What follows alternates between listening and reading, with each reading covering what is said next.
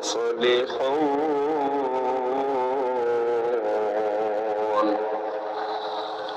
আল্লাহ পাক বলেন, যখন নামাজ শেষ হয়ে যাবে, জমিনে ছড়িয়ে পড়ো, ছিটিয়ে পড়ো, আল্লাহর অনুগ্রহ তালাশ করো। আযকুরুল্লাহ কাসীরা। বাস্তবে কর্মজীবনে আল্লাহর অনুগ্রহ তালাশ করতে গিয়ে আল্লাহকে ভুলে যেও না, স্মরণ করো তাও বেশি পরিমাণে। আযকুরুল্লাহ কালিলান, আল্লাহ দেননি যে অল্প কিছু সময় স্মরণ করলেই হবে। কাছের না, এবার কাছের আছে। আল্লাহ নামাজের আগে কিন্তু আযকুরুল্লাহ দেননি যে নামাজ পড়তে যাওয়ার আগে আল্লাহকে স্মরণ করো, এই আয়াতে কথা নেই। কর্মজীবনে, প্র্যাকটিক্যাল লাইফে, বাস্তব জীবনে গিয়ে আল্লাহকে স্মরণ করো, তা অল্প স্বল্প নয়, বেশি পরিমাণে। এই দুইটা আদেশ যদি আমার বান্দারা মেনে নিতে পারে, লাআল্লাকুম তুফলিহুন, আমি আল্লাহ পাক বলে দিলাম, আশা করা যায় তারা সফল হবে। জোরে বলেন সুবহানাল্লাহ। আয়াতের কথা কয়টা?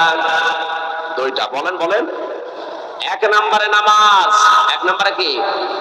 সুতরাং নামাজের সময় যখন হয়ে যাবে, প্রথমে যেহেতু কুফিয়াতুস সালাত আছে, দুনিয়ায় যত গুরুত্বপূর্ণ কাজ থাক না কেন, সব কাজ আমরা মুসলিম, আমাদের জন্য বাতিল। আগে নামাজ। এই কথা বলে না কেন? এই জন্য আজকের আলোচনার বিষয় বললাম, নামাজের সময় নামাজ, কাজের সময় কাজ। অন্যান্য জাতির কথা আমরা বাদ দিলাম।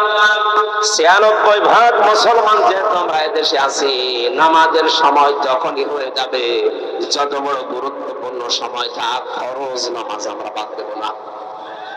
রাজি আছেন আপনারা? কারণ কোন মানুষ যদি নামাজ বাদ দিয়ে দেয়, আল্লাহ তার দায়িত্ব ছেড়ে দেয়। মহান আল্লাহ যদি কারো দায়িত্ব ছেড়ে দেয়, ওই লোকটা ১ সেকেন্ডও নিরাপত্তা নিয়ে পিছিয়ে থাকা সম্ভব না। এই যে শরীরের ভেতরে যে রক্তগুলো প্রবাহিত হচ্ছে, এই সমস্ত কোষের ভেতরে ৫ প্রকার ক্যান্সার বিজ্ঞান এখন বলছে হতে পারে। আল্লাহ না করুক, আল্লাহ পাক যদি কারো দায়িত্ব ছেড়ে দেয়, কারোর যদি ১ প্রকার ক্যান্সার রক্তে ধরা পড়ে, ১৪ বংশ বিক্রি করে একটা ঔষধের পয়সা হবে না। তামিলনাড়ুতে আমি ১ মাস ২৩ দিন ছিলাম। আমার এই ছোট্ট মেয়েটাকে নিয়ে যখন ছিলাম, দেখি একটা লোক বাড়ি সিলেটে ডাক দিয়ে বলছে, ভাই আজকে আমার রিপোর্ট দিয়েছে ডাক্তার, আমার ক্যান্সার ধরা পড়েছে রক্তে, দোয়া করেন, আমি যেন ঈমান নিয়ে মরতে পারি। কি হয়েছিল? প্রথমে বলে পায়ের নিচে আমার একটা ফোসকুড়ি দেখা দিয়েছিল, মনে করলাম এমনি এমনি ভালো হয়ে যাবে। কিছুদিন পরে দেখি না, অবস্থা খারাপের দিকে। সিলেটে দেখালাম, ঢাকাতে দেখালাম, ওরা বলে আপনি ভারতে যান। আসলাম এখানে, আজ ১৩ মাস আমি এখানে আছি, লক্ষ লক্ষ টাকা আমার খরচ হয়ে গেছে।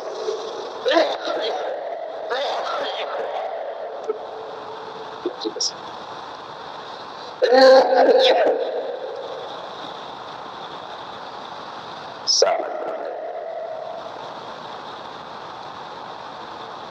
আজকে ডাক্তার রিপোর্ট দিয়েছে রক্তের ভেতরে মানুষের ৫ প্রকারের ক্যান্সার হয়, তার ভেতরে আমার নাকি ১ প্রকার হয়েছে। আমার মুসলমান ভাইরা, এখানে আল্লাহ যদি কারো দায়িত্ব ছেড়ে দেয়, ওর দায়িত্ব নেওয়ার মতো দুনিয়া আসমানে আর কেউ নেই।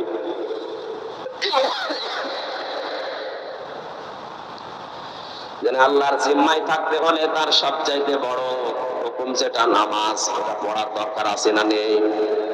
দুনিয়ার অনেক কিছু আছে, এর ভেতরে আখিরাতে তো আছে। পৃথিবীতে কোনো মানুষ যদি ৫ ওয়াক্ত নামাজ আদায় করার আগে ওযু করে, মহান আল্লাহ তাকে অনেক রোগ শোক থেকে বাঁচিয়ে রাখে। জোরে বলেন সুবহানাল্লাহ। যে যেই কর্মজীবনে আছেন, আজকে থেকে সিদ্ধান্ত নিয়ে যাবেন, জীবনে আজরাইল আসার আগে আমি মুসলিম, আমি ফরজ নামাজ ছেড়ে দেব না। এটা তো আপনি আজ ১০-২০ বছর একাধারে শুনছেন। হযরতে আব্দুল্লাহ আনসারীর জীবনী পড়েছিলাম, তিনি মাত্র ১ বার শুনেছিলেন এই ফরজ নামাজের গুরুত্ব। পরিবারস্থ লোকদেরকে গর্ভের ভেতরে রেখে হলেও তিনি নামাজে আসতেন। হযরত ওমর একদিন নালিশ দিলেন, ইয়া রাসূলুল্লাহ, এই লোকটা প্রতিদিন পেছনে আসে নামাজে আর সবার আগেই দৌড় দিয়ে চলে যায়। আপনি মুনাফিকদের যে আচরণ বলেছিলেন, মুনাফিকদের জন্য বাজার ভালো লাগে বেশি, মসজিদ ওদের কাছে খারাপ লাগে। লোকটা আসে সবার পেছনে আর চলে যায় সবার আগে। আপনি এবার বলেন লোকটা কি? নবীজি বলেন, আন্দাজে মন্তব্য করা ঠিক নয়, চলো দেখি তার বাড়িতে যেয়ে। কয়েকজন সাহাবীকে নিয়ে নবীজি তার বাড়িতে গেলেন। ডাক দিলেন, আব্দুল্লাহ বাড়িতে আসো। আসসালামু আলাইকুম ইয়া আসসালামু আলাইকুম ইয়া আহলাল বাইত। একবার, দুইবার, তিনবার ডাক দেওয়ার পরে কাঁপতে কাঁপতে হযরতে আব্দুল্লাহ আসলেন। নবীজি বলেন, দেখো, আমি নবী যদি কারো উপর অসন্তুষ্ট হয়ে যায়, মহান আল্লাহ তার জীবনের সব আমল বাতিল করে দেয়।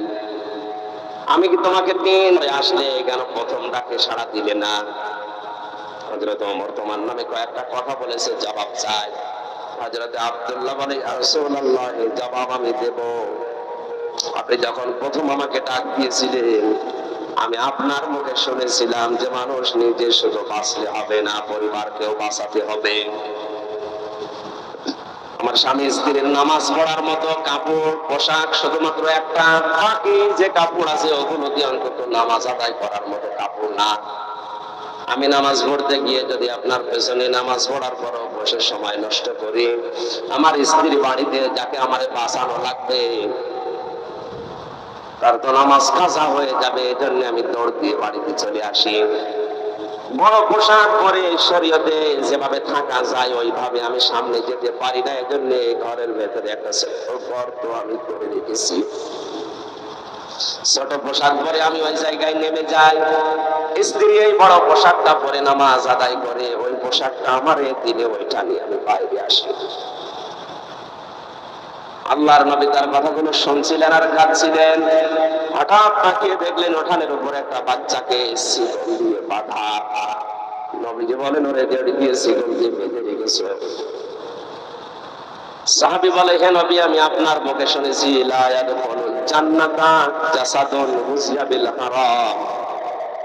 ওই শরীর জান্নাতে যাচ্ছে না, যাবেও না যার শরীরটা হারাম দিয়ে লালিত পালিত হয়। আমি যে পোশাকটা পরে বাইরে কর্মজীবনে যাই, আমার এই সন্তানটা ছোট মানুষ, আমার স্ত্রী তো ঘর থেকে ভাবে বারবার বের হতে পারে না। ওই যে একটা খেজুর গাছ দেখছেন, ওইটা পাকা হয়ে নদীর বাগানের খেজুর গাছ আমার ওঠানের উপরে এসেছে। ওখান থেকে পাকা খেজুর যখন পড়ে, আমার এই ছোট ছেলেটা না বুঝে হয়তো দু একটা কুড়িয়ে খেয়ে ফেলতে পারে। আমি মুসলিম দাবি করি, আমি আপনার উম্মত। আমার সন্তান যদি মানুষের জিনিস না বলে খায়, এটা চুরির ভেতরে গণ্য। চুরির যে সংজ্ঞা আছে, কারো জিনিস না বলে নেওয়া, না বলে খাওয়া, এর নাম চুরি। এর নাম কি?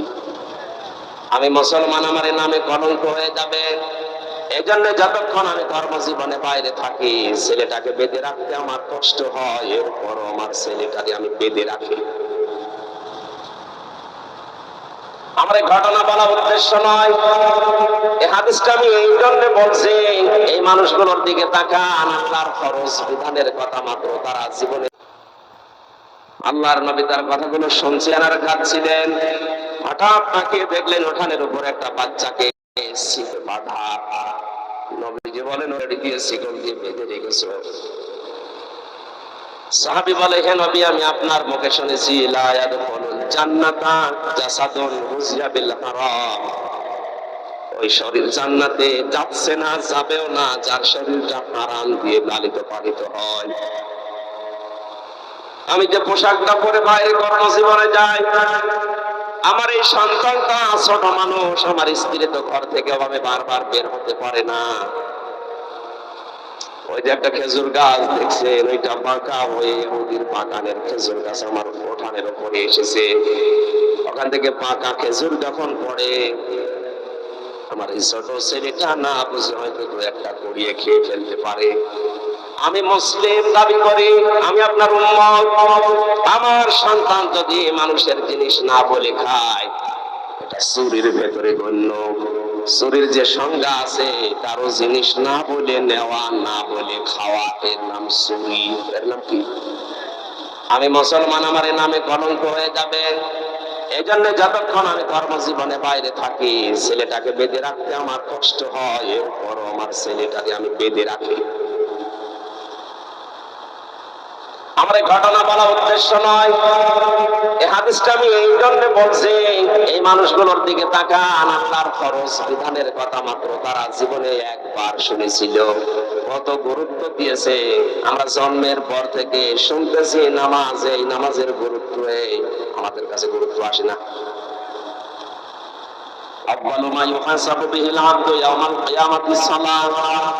নবীজি বলেন কিয়ামত যেদিন কায়েম হবে, সর্বপ্রথম আল্লাহ কিন্তু মানুষকে নামাজের হিসেব করবেন।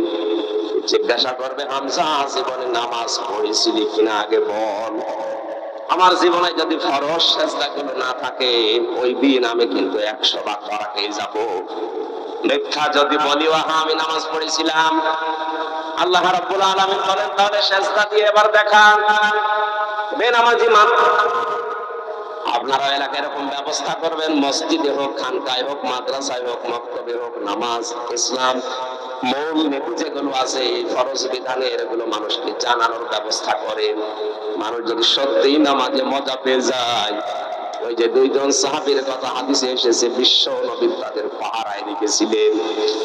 তাবু পাহারা দিতে গিয়ে একজন বলছে, সারা রাত এভাবে 2 জন জেগে থেকে লাভ নেই, একজন ঘুমিয়ে যায়, একজন পাহারা দাও। সাহাবী চিন্তা করছে, যখন ঘুমিয়ে গেছে আমি সময়টা নষ্ট না করে নামাজে দাঁড়িয়ে কাটাই, কারণ এমনি এমনি কোরআন পড়লে সওয়াব হবে, 10টা করে নেকি হবে, আর নামাজে দাঁড়িয়ে তেলাওয়াত করলে 70টা নেকি হবে। তো সময়টা কাজে লাগায় আমি নামাজে দাঁড়িয়ে নামাজে তেলাওয়াত করছিলেন। দুশমন এসে দেখে কালো একটা পিলারের মতো কি যেন দাঁড়িয়ে আছে, অন্ধকারে মানুষ না পিলার, বুঝতে পারার জন্য তীর নিক্ষেপ করেছে। তীরটা এসে তার ডান বাহুর ভেতরে লেগেছে।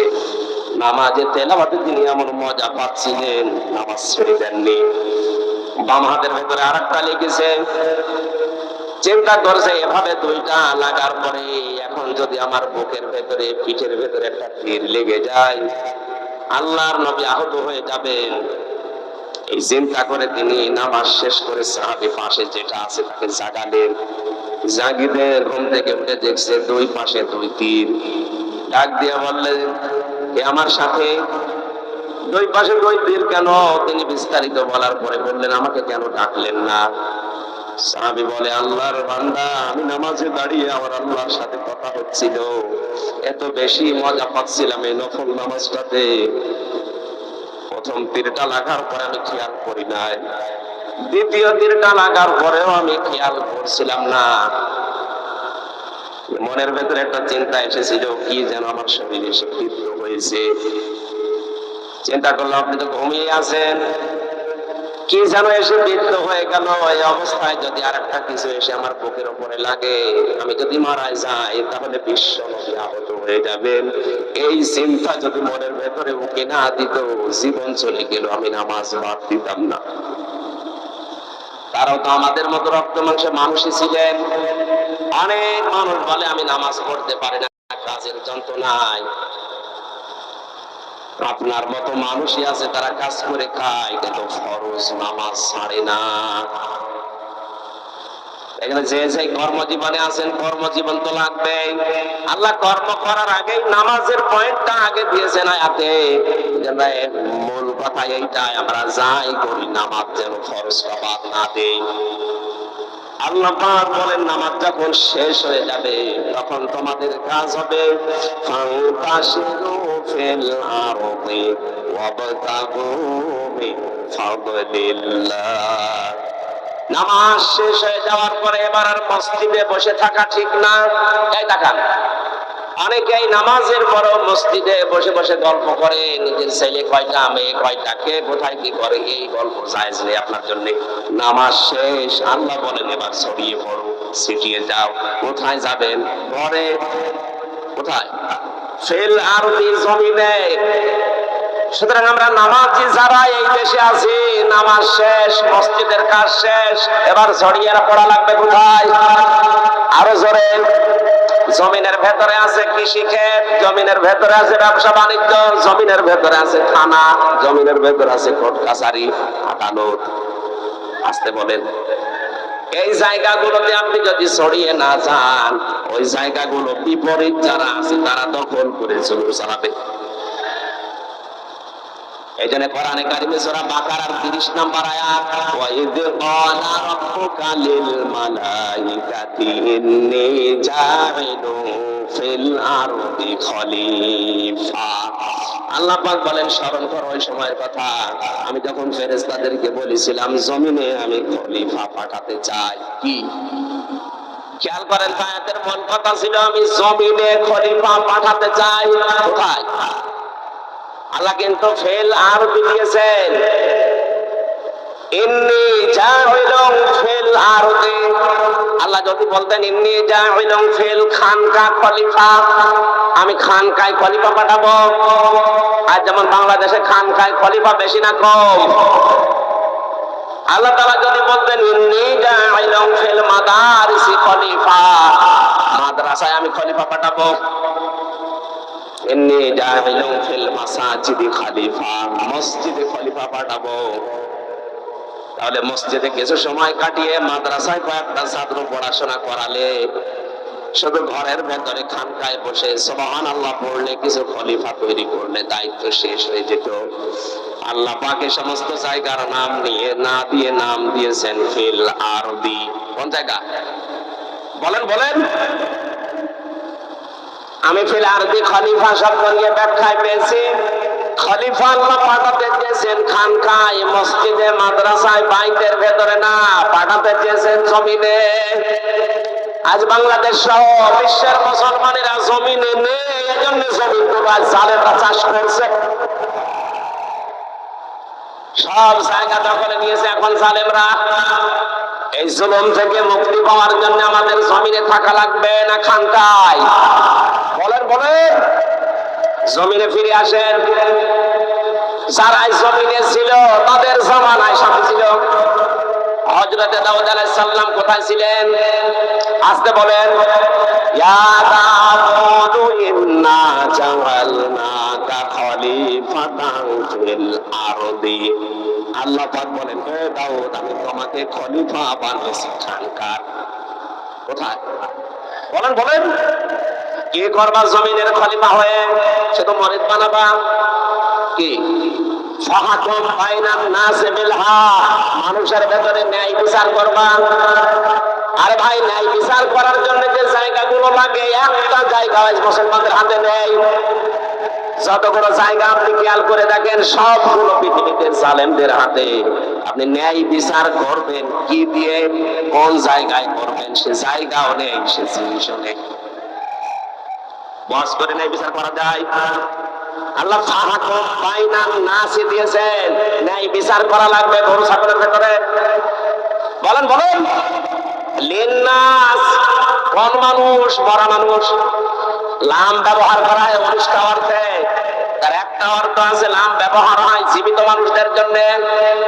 নবী দাউদকে আল্লাহ ডাক দিয়ে জানিয়েছেন জমিনের খলিফা হয়ে শুধু গরু ছাগলের বিচার না, তোমাকে বিচার করা লাগবে, ন্যায় বিচার করা লাগবে মানুষের ভেতরে। মানুষের বিচার করতে গিয়ে ওয়ালা তাত্তাবিউল হাওয়া আয়ুদিল্লাকা আন সাবিলিল্লাহ, মন মতো রায় দেওয়া যাবে না, বিচার করা যাবে না, তাহলে আল্লাহ নিজে তোমাকে সব পথ থেকে গোমরা পথে চালিয়ে দেবে, তার পথ থেকে সরিয়ে দেবে। জোরে বলেন নাউজুবিল্লাহ। আজ বাংলাদেশ সহ বিশ্বের বিচার ব্যবস্থায় যারা আছেন, এটা কিন্তু একটা আমানতের চেয়ার। কথা বলেন না কেন? এই চেয়ারে যারাই বসে আছে তাদের একটু উদাসীনতার কারণে আজ হাজারো মানুষ জেলখানার ভেতরে অন্ধকার প্রকোষ্ঠ করে আছে। আমি কোন অপরাধে 3 বছরে আন্দোলন করতে থাকবো? আপনি জবাব দেন। চুরি করলেও সর্বোচ্চ শাস্তি দেয় 3 মাস। 3 3 মাস শাস্তি দেয় চুরি করলে। আমি কি চুরি করলাম আপনি আমার দেখান। কি ডাকাতি করেছি, আমি কি জেনাকার, আমি কি মানুষ হত্যাকারী, কি অপরাধী আপনি 3 বছর আটকালেন, জবাব দিতে পারবেন? কতবার আপনার কাছে আমার মামলাটা গেছে? 1বার 2বার 3বার না, প্রায় 32 থেকে 33 বার। প্রতিবার আপনি ফেরত দেন। একটা বারের জন্য চেয়ারে বসে আপনার বিবেক নাড়া দেয় না, এটা আমানতের চেয়ার। এখানে বসলে আল্লাহর নির্দেশ, ফাহাকুম বাইনান নাসি বিল হক, ন্যায় বিচার করা লাগবে। ওয়ালা তাত্তাবিউল হাওয়া, মন মতো কোনো রায় দেওয়া যাবে না, বিচার করা যাবে না। এই জন্য যারাই দায়িত্বে আছি আমরা পৃথিবীতে, তারা যদি মন মতো বিচার করি, আমার মনে হয় ওই কাজ না করে নফসের ধোকায় না পড়ে রিকশা চালানো ভালো। আমি আপনাকে বাঁচার জন্য বলছি, আপনি ধরা খাবেন। আল্লাহ আপনাকে তার পথ থেকে দূরে সরিয়ে দেবে, আর আল্লাহর পথ থেকে দূরে সরে গিয়ে তামাম দুনিয়ার মালিক হয়ে আপনি কি করবেন? চোখ বন্ধ হওয়ার পরে ওইগুলো সব জাহান্নামে নেওয়ার জন্য ব্যস্ত হয়ে পড়বেন। আমার ভাইয়ের একজন, আমাদের থাকা লাগবে কোথায়? আরো জোরে। আমরা জমিনে আছি না? নেই। আরে আমরা জমিনে নেই। কেউ মসজিদে ঢুকে বসে আছি, কেউ খানকায়, কেউ মাদ্রাসায়, কেউ বাড়িতে। জমিটা যেহেতু ফাঁকা, এই জন্য তো মন মতো জমি চালাচ্ছে তামাম দুনিয়ার জালেমেরা। এখানে যদি ন্যায় বিচার প্রতিষ্ঠা করতে হয়, আমাদেরকে জমিনে ফিরে আসা লাগবে। আল্লাহ আমাদেরকে হযরত ওমরের মতো জমিনে ফিরে আসার তৌফিক দিন। জমিনে শুধু যে আপনি কি করবেন? অবতাহু মিন ফাদলিল্লাহ, আল্লাহর অনুগ্রহ তালাশ করেন।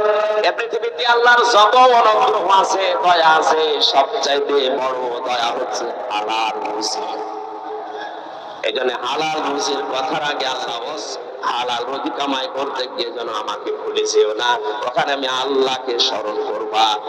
যারা আজ দোকানদারি করে, ব্যবসা করে, তাদেরকে আল্লাহ জানিয়েছেন ওয়াইলুল লিল মুতার, সময় কম দেয়। এটা শুধুমাত্র যারা দোকানদারি করে, ব্যবসা করে, এদের জন্যই না, তামাম পৃথিবীর সবার জন্য এই আয়াত। কথা বলে না কেন?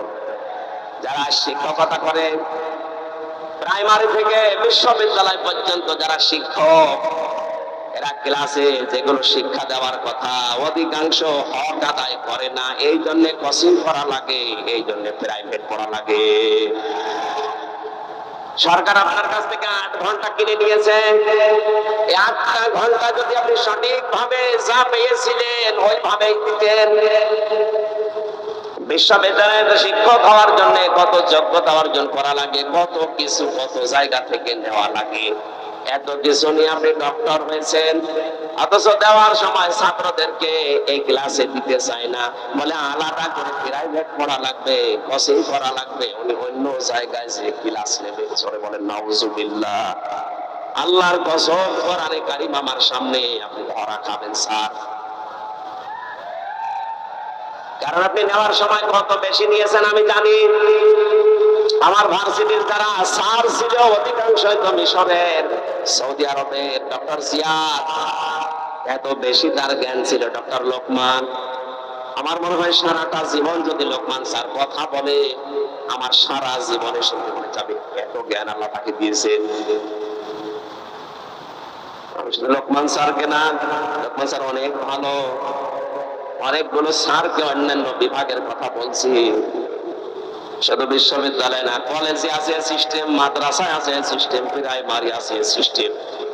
এরা নেওয়ার সময় অনেক কিছু আমরা নিতে থাকি, কিন্তু দেওয়ার সময় ঠিক মতো দিতে চাই না। এই যে যেখানে বসে আছি, এই চেয়ার, এই মেম্বার, এই মঞ্চটা, এখানে বসার আগে অনেক কিছু আমি কিন্তু নিয়ে এসেছি, পেয়েছি, দেওয়ার সময় ডেলিভারি দিতে পারছি না। এবার আসতে বলছি, মনে করছে হুজুরও ধরা খাবো, আমি তো ধরা খাবো।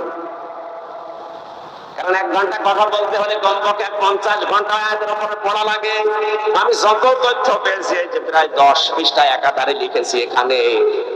এতগুলো কথা বলার আগে আল্লাহর ওলিরা এসে বলছে হুজুর, এক হুজুরকে আমি খেজুর দিয়েছি। সুতরাং নেওয়ার সময় আমিও কম নেইনি, বিভিন্ন জায়গা থেকে অনেক কিছু নিয়েছি, দেওয়ার সময় আমিও ডেলিভারি দিতে পারছি না। আল্লাহ তুমি এই মঞ্চের হক আদায় করার তৌফিক আমাদের দান করো। কর্মজীবনে যে আল্লাহকে বেশি স্মরণ করো মানে ওজনে কম বেশি করবেন না, খাদ্যে ভেজাল দেবেন না। অনেক মানুষ আছে সুবহানাল্লাহ আলহামদুলিল্লাহ নামাজ রোজা এমনকি মানুষ তাহাজ্জুদ পড়ে, বাস্তবে প্র্যাকটিক্যাল লাইফে ওর কর্মজীবনে ও হালাল থাকতে পারছে না। আমার অনার্সের সার্টিফিকেট তুলতে গিয়েছিলাম বিশ্ববিদ্যালয়ে, মাস্টার্সের টানতে গেলাম, যিনি দায়িত্বে আছেন বললাম স্যার একটু সই করে দিলেই হয়ে যায়। আমারে বলছে হামজা তাড়াতাড়ি করো। স্যার আমি তাড়াতাড়ি করছি। কিছুক্ষণ পরে বললাম স্যার আমি গাড়ি ধরবো, একটু তাড়াতাড়ি দিলে ভালো হতো। তুমিও তাড়াতাড়ি করো, আমি জোহরের নামাজে জামাত ধরবো। আমি তো কিছু প্রথমে বুঝতে পারি না, ডাক দিয়ে বললাম স্যার আপনি কি সারাতেন, আমি তো তাড়াতাড়ি করছি। স্যার এবার মুখ ফুটে বলেই ফেলছে হামজা 2000 টাকা বের করো। বললাম ও আপনি নামাজে যাবেন, জোহরের নামাজে জামাত ধরবে, আপনার এইটা আসল জামাত। সরকার আপনার কাছ থেকে 8 ঘন্টা কিনে নিয়েছে, দায়িত্ব দিয়েছে কি 8 ঘন্টার ভেতরে ছেলে মেয়েরা আনবে, সই করে সিল মেরে আপনি কাগজটা দিয়ে দেবেন, এইটাই আপনার নামাজ। কথা বলে না কেন?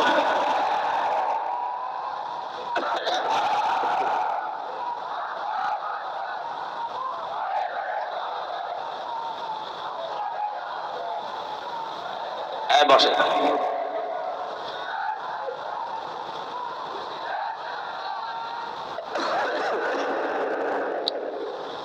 অথচ নামাজ মনে করেছে ওই 5-7 মিনিট 10 মিনিট যেটা জামাতে নামাজ পড়বে ওইটাকে, আর এইটাকে উনি দুনিয়ার কাজ মনে করছে। এই জন্য আল্লাহ কর্মজীবনের আগে ওয়াজকুরুল্লাহ কাসীরা দিয়েছেন, যে কর্মজীবনে গিয়েছেন আমাকে ভুলে যেও না, ওখানেও আমার আলোচনা আছে, স্মরণ আছে, জিকির আছে, ওইটা তোমার কর্মজীবনের দায়িত্ব। জোরে বলেন সুবহানাল্লাহ। জীবন যদি সফল করতে চান অবশ্যই আপনাকে এই 2টা কাজ করা লাগবে। এজন্য মসজিদে মানুষ যখন প্রবেশ করে ডান পা দিয়েই বলে আল্লাহুম্মা ইন্নী আসআলুকা মিন ফাদলিকা, হে আল্লাহ আমি তোমার কাছে তোমার অনুগ্রহ চাই, দয়া চাই। বের হওয়ার সময় আল্লাহকে বলে আল্লাহুম্মা আফতাহলি আবওয়াবা রাহমাতিকা, হে আল্লাহ তোমার কাছে আমি এসেছি, তোমার এই ঘরে রহমতের দরজা যা আছে সবকিছু খুলে দাও। এজন্য আল্লাহর দয়া রহমত পেতে হলে মসজিদমুখী হওয়া লাগবে, আর আল্লাহর ফজল অনুগ্রহ পেতে হলে জমিনমুখী হওয়া লাগবে। কথার অর্থ আমি বুঝাতে পেরেছি? রহমত পাওয়ার জন্য মসজিদ, রহমতের জন্য আরো জোরে বলেন।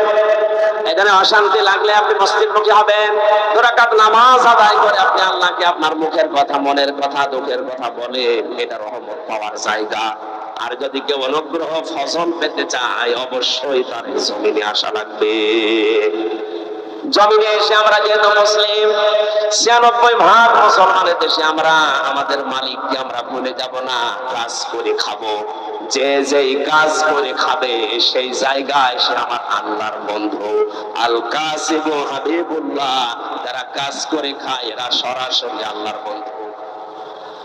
কেউ ডিসি যে সেও কাজ করে খাচ্ছে, শুধু ডিসি হলে সে আল্লাহর বন্ধু হবে না। আল কাসিবু এটা ব্যাপক অর্থবোধক শব্দ। যে কোনো কাজ যারা করে, রাস্তা যদি ঝাড়ু দেয় এটাও কাজ। এটা কি? পৃথিবীর কোন কাজ ছোট না, পৃথিবীর কোন কাজ ছোট না। টয়লেট যারা পরিষ্কার করে এটাও কাজ। এটা যদি সঠিক ভাবে দায়িত্ব পালন করে ও আল্লাহর বন্ধু। এজন্য কাজকে ছোট মনে করা, ঘৃণা করা, কাজকে ছেড়ে দেওয়া যায়। যে কোনো কাজ করেন কিন্তু কাজটা হওয়া লাগবে ভালো। কি? আল্লাযী খালাকাল মাউতা ওয়াল হায়াতা লিয়াবলুয়াকুম আইয়ুকুম আহসানু আমালা। আল্লাহ পাক বলেন, ও মানুষের মওত আর হায়াত সৃষ্টি করে দুনিয়ায় পাঠালাম কেন জানো? আমি পরীক্ষা করতে চাই তোমাদের ভেতরে কে ভালো কাজ করতে পারে। কি কাজ? আপনি এজন্য যে কাজই করবেন কাজটা যেন আপনার ওই আয়ত্তে ভালো হয়। যারা টাইলস মিস্ত্রি আছেন, যারা মোজাইক মিস্ত্রি আছে, যে কোনো কাজ আপনি ছোট মনে করবেন না, ওইটাই আপনার জীবনে অনেক বড় কাজ। কিন্তু যতটুকু পারেন সর্বোচ্চ ভালোটা দেওয়ার চেষ্টা করবেন। লাকাদ খলাকনাল ইনসানা ফি কাবাদ। আমি মানুষকে কষ্টের পরে কষ্ট সহ্য করার জন্য বানিয়েছি। এজন্য আমাদের কষ্ট করা লাগবে। যে যেখানে আমরা আছি ওই জায়গায় কষ্ট স্বীকার করে হলে কাজটা সুন্দর করে দুনিয়ার মানুষকে উপহার দেওয়া লাগবে। ইয়া আইয়ুহাল ইনসানু কাদহান ফামুলাকি। হে মানুষেরা, তোমার রবের কাছে যদি পৌঁছাতে চাও তাহলেও তোমাকে কঠোর পরিশ্রমের মাধ্যমে পৌঁছানো লাগবে। এখানে পৃথিবীর কোন কাজ যেহেতু ছোট না, যে কাজে আছেন আপনি নিজেকে ছোট মনে করবেন না। মনে করছেন আমি তো দোকানদারি করে, আর একজন ডিসি আছে, একজন এমপি, ওর অনেক বড় না। কাজ তো কাজই। প্রত্যেক কাজ যদি কেউ সঠিকভাবে পালন করতে পারে, সে আর সাধারণ মানুষ থাকে না, সে সঙ্গে সঙ্গে আল্লাহর বন্ধু হয়ে যায়। আল্লাহর যদি কেউ বন্ধু হয়, আল্লাহু ওয়ালিয়ুল্লাযীনা আমানু ইখরিজুহুম মিনাস যুলুমাতি ইলান নূর।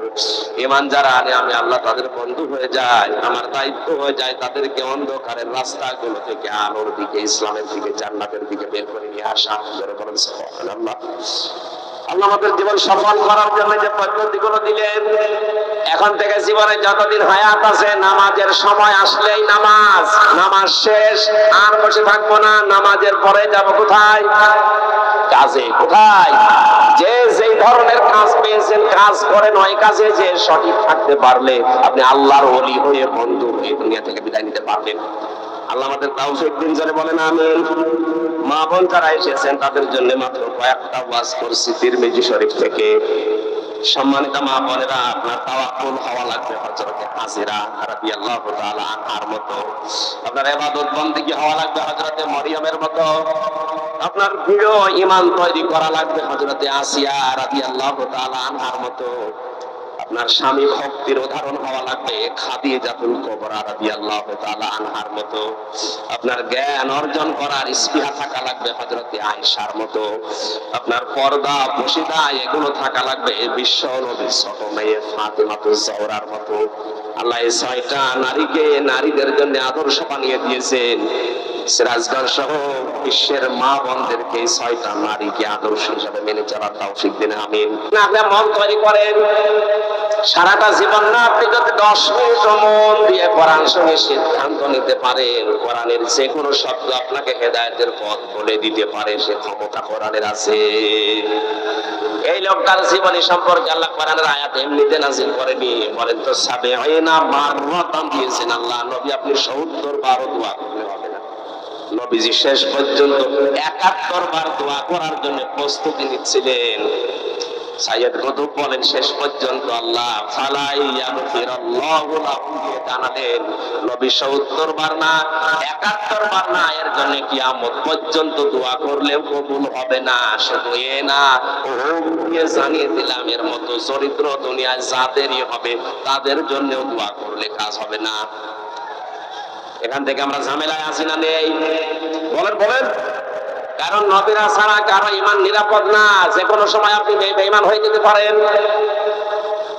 এজন্যই মাঝে মাঝে হযরতে ওমর হুযায়ফা ইবনে ইয়ামিনকে ডাক দিয়ে বলতেন, ভাই নবীজি তো অনেক গোপন কথা তোমার কাছে বলেছে। আমি শুনেছি ইন্তেকালের আগে মদিনায় মুনাফিক কারা কারা আছে তাদের একটা লিস্ট তোমাকে দিয়েছে। একটু দেখে বলো তো এই লিস্টের ভেতরে আমার নামটা আছে কিনা। হযরত হুযায়ফা বলে, খলিফাতুল মুসলিমিন কি বলেন আপনি? আপনার নাম থাকবে মানে? আপনি তো জিন্দা অবস্থায় জান্নাতের গ্যারান্টি পেয়েছেন। হযরত ওমর ডাক দিয়ে বলে, হুযায়ফা দুনিয়াতে নবী ছাড়া কারো ঈমান নিরাপদ না। কখন না জানি মানুষ বেঈমান হয়ে যায় শয়তানের ধোঁকায় পড়ে। যদি দেখো আমার নামটা ওই লিস্টের ভেতরে আছে, এখনো পর্যন্ত তওবা করার সময় আছে, আমি এখনো ফিরে আসবো, ভালো হয়ে যাবো। জোরে বলেন সুবহানাল্লাহ। কারা কোন টেন্ডেন্সিতে ছিল তারা, আর আমরা আছি কোন ধান্দায়?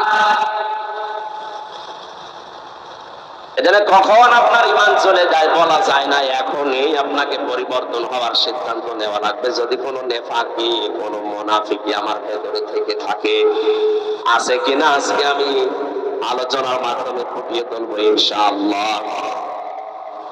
সাইয়েদুল বাশার দিয়ে যেটা তাফসিরে মুফাসসির জানাতে চেয়েছেন, মানুষ দাবি করার পরেও যে বিশ্ব নবীকে আদর্শ মানে না, ও মানুষ না, ও জানোয়ার। এটা এ দেশের জন্য না, কথা বোঝেন আমার। আপনার হাতে পায়ে ধরে বলছি, আপনি আর যাই করেন আপনার আদর্শ যেন বিশ্ব নবী হয়। হয়তো দুনিয়াতেও আপনি অনেক কিছু হারাবেন, মরণের পরে আপনি হারিয়ে বসে আছেন। কারণ কবরের ভেতরে 3 নাম্বারে প্রশ্ন হবে, মান হাযার রাজুল, এই লোকটা কে ছিল। তার আদর্শ যদি দুনিয়ায় আপনি না মেনে চলেন, মরণের পরে দেখে বলবেন লা আদরি, আমি এর চিনি না, আমি জানি না। জোরে বলেন নাউজুবিল্লাহ। 3 নম্বরে সাইয়্যিদুল কাওনাইন, তিনি শুধু এই জগতের না, উভয় জগতের মানুষ আর জিন যত সৃষ্টি আল্লাহ পাঠিয়েছেন সবার জন্যই ছিলেন আদর্শ। 4 নম্বরে শুধুমাত্র মানুষের না, মানুষের ভেতরে দামি মানুষ যারা নবী এবং রাসূল, তাদেরও জন্য আমার নবী ছিলেন আদর্শ। জোরে বলেন আল্লাহু আকবার। এজন্য ইয়াসিন সূরাটা একবার পড়লে 10 খতম করার সওয়াব হয়, অবশ্যই হয়। এখানে 86টা আয়াত আছে।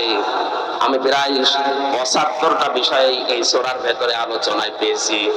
সারা জীবনে যারা এই 75টা বিষয় বাস্তবে প্র্যাকটিক্যাল লাইফে আমল করতে পারবে, তারাই কোরআনে কারিমের এই সূরা ইয়াসিন থেকে যেটা আল্লাহ দিতে চান ওইটা পাবে।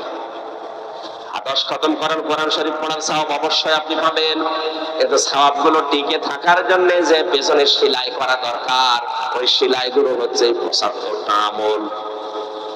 তাফসীরে ফি জিলালিল কোরআনটা, এই সূরা ইয়াসিনের তাফসীরটা যতটুকু সময় পাবেন দেখবেন, আপনার সূরা ইয়াসিন পড়ার পরে 10 খতম পড়ার সওয়াব পাওয়া যায়।